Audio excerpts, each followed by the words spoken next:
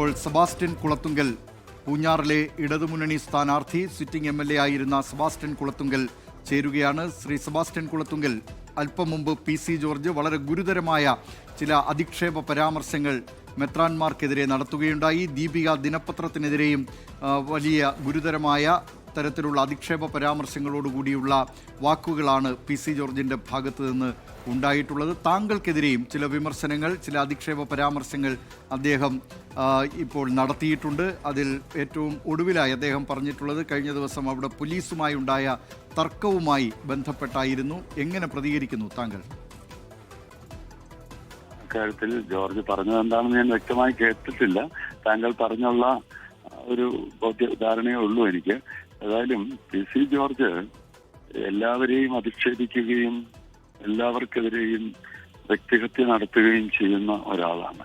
ഇവിടെ ആധ്യാത്മിക നേതാക്കളായ പിതാക്കന്മാർക്കെതിരെ അദ്ദേഹം ഒരു പരാമർശം നടത്തിയിട്ടുണ്ടെങ്കിൽ അത് അങ്ങേയറ്റം അപലപനീയമാണ്. അതിലുപരി BJPയുടെ ഒരു ക്രിസ്ത്യൻ ന്യൂനപക്ഷ വിരുദ്ധ സമീപനത്തിന്റെ, പൊതു ന്യൂനപക്ഷ വിരുദ്ധ സമീപനവും അതിന്റെ ഭാഗമായിട്ടുള്ള ക്രിസ്ത്യൻ ന്യൂനപക്ഷ വിരുദ്ധ സമീപനത്തിന്റെ ഏറ്റവും വലിയൊരു തെളിവാണ് ജോർജിന്റെ ആ പരാമർശങ്ങൾ.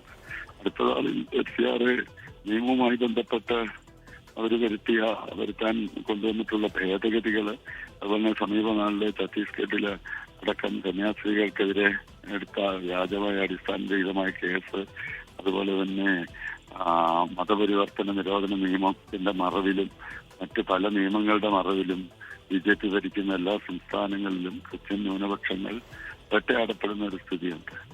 അപ്പോ അതിന്റെ ഒരു ഭാഗമായിട്ടാണ് ജോർജ് ഇത്തരം പരാമർശങ്ങൾ നടത്തുന്നത്. ശ്രീ സെബാസ്റ്റ്യൻ കുളത്തുങ്കൽ, അദ്ദേഹം നടത്തിയ പരാമർശങ്ങളിലൊന്ന് കാഞ്ഞിരപ്പള്ളി ബിഷപ്പിനെതിരെ, കാഞ്ഞിരപ്പള്ളി ബിഷപ്പ് അവിടെ UDF സ്ഥാനാർത്ഥിക്ക് വോട്ട് ചെയ്യണമെന്ന് കന്യാസ്ത്രീ മഠങ്ങളിൽ ആവശ്യപ്പെട്ടു എന്നും ഒരു ആരോപണം ഇദ്ദേഹത്തിന്റെ ഭാഗത്ത് നിന്ന് ഇപ്പോൾ വന്നിട്ടുണ്ട്.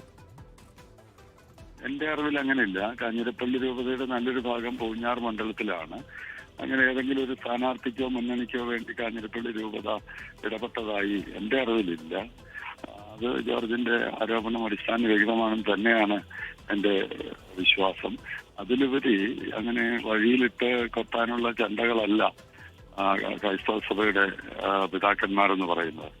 അത് ജോർജ് അതിന് സമാധാനം പറയേണ്ടി വരും.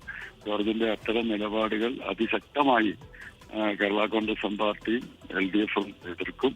ജോർജിന്റെ അത്തരം നിന്ദ്യമായ പരാമർശങ്ങൾ കേരളത്തിലെ പൊതുസമൂഹം തള്ളിക്കളയും എന്നാണ് എനിക്ക് പറയാനുള്ളത്. അതിനെതിരെ നിയമ നടപടികൾ അടക്കമുള്ള അതിന്റെ പ്രതിവിധി ആലോചിക്കുകയും ചെയ്യും.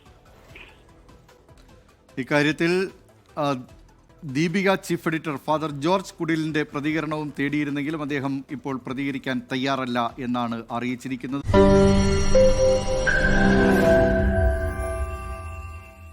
ലോകത്തെവിടെയായാലും ഏത് സമയത്തും 24 വാർത്തകളും ഓഗ്മെന്റഡ് റിയാലിറ്റി പാക്കേജുകളും എക്സ്പ്ലെയിനറുകളും വിശദമായി കാണാൻ ഞങ്ങളുടെ YouTube ചാനൽ നിങ്ങൾക്ക് സബ്സ്ക്രൈബ് ചെയ്യാം.